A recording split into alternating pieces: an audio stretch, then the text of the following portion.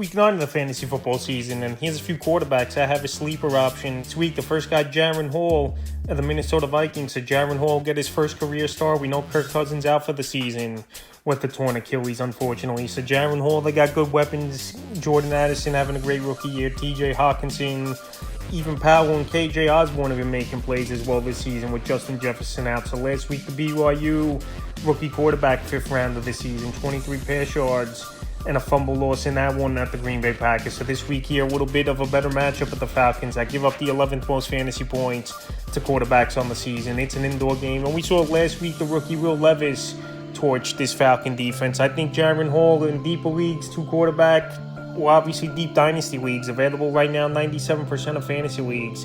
If you want a deep dive, could be a sleeper this week. Next quarterback's Mac Jones of the New England Patriots. I know Mac Jones, it hasn't been good at all for him pretty much this season. Maybe a couple decent games here and there. Not to lose his number one weapon in Kendrick Bourne out for the season. So Mac Jones, like I said, he's been a bust so far in his NFL career. I know his rookie season he looked good, but he's not really a guy doing much, even though the last 2 weeks he's definitely been serviceable for fantasy football. Week 7 versus Buffalo, 272 pass yards, 2 touchdowns in that game. And even week 8 at Miami, 161 pass yards, 2 touchdowns, and an INT. So this week here, a good matchup on paper versus the Commanders that do give up the most fantasy points to quarterbacks on the season. But like I said, he's going to be limited a little bit. Here's Mac Jones. Not a lot of weapons. We had Demario Douglas to step up now and fill in for Kendrick Bourne, who was his number one target in the receiving game. But like I said, the Commanders defense does give up yards and touchdowns to quarterbacks. So right now, Mac Jones in deeper leagues, if you need an option,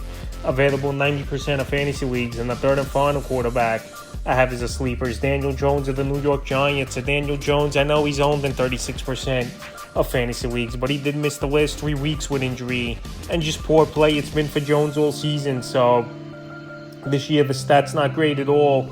In 5 games, 884 pass yards, 2 touchdowns, 6 interceptions, 197 rush yards, a rushing touchdown, and a fumble loss. So this week here, not the greatest of matchups of the Vegas Raiders, even though we know you could score on this Vegas Raider team, even though they've given up the 6th least amount of fantasy points to quarterbacks on the season. But this Giant team, they want to get back on track a little bit.